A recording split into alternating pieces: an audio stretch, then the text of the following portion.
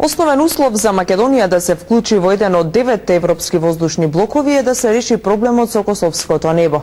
За Агенцијата за воздухопловство тоа ќе значи намалени трошоци за контрола за летање и заштеда за авиокомпаниите на трошоците за прелет над Македонија.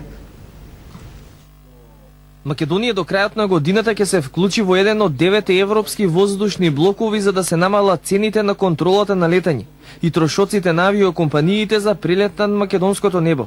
Станува збор за заеднички воздушен простор на неколку држави со кој полесно ќе се регулира авионскиот сообраќај. Во кој воздушен простор ќе се вклучиме? Од Агенцијата за воздухопловство велат, постојат неформални покани, но без конкретна одлука.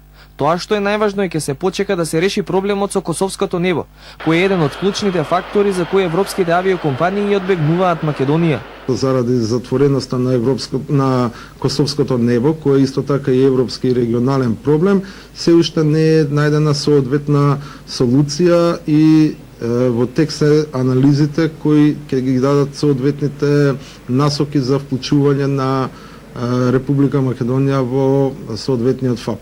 Со разрешување на овој проблем, дека ќе се зголеми нивото на воздушниот сообраќај врз Република Македонија, што секако ќе допринесе да се зголемат и приходите и подобрат проектите за модернизација на целиот систем. Годишно над Македонија има 124.000 прелети, што е на исто ниво во последните 10 години.